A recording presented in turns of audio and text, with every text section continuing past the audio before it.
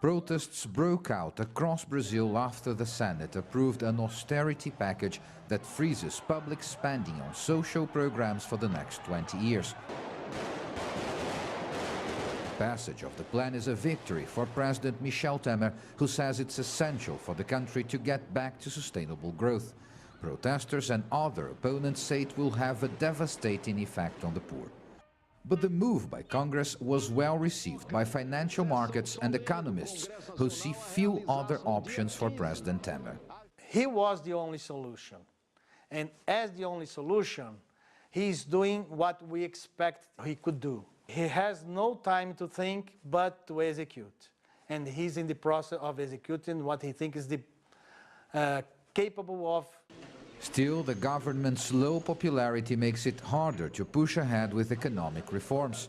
Temer's image took a new hit recently, as leaked testimony given in the so-called car wash corruption probe connects him to about $3 million, allegedly paid by construction company Odebrecht to his party.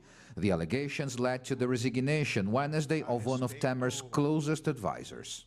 Supporters of Dilma Rousseff's impeachment said at the time that removing the Workers' Party president would help restore the country's political stability and its credibility, and it would create the conditions for Brazil's economy to recover from its worst economic crisis in decades. But none of that has happened yet. That's prompted discussion here on whether this government could be headed in the same direction as the previous administration.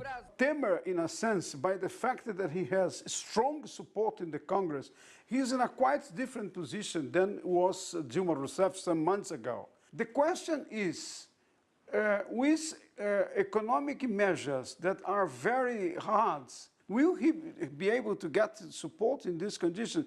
This is not something that's clear.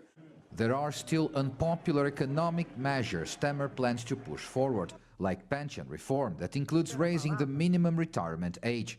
The question now is whether he'll maintain the strength needed to see those through. Paulo Cabral, São Paulo.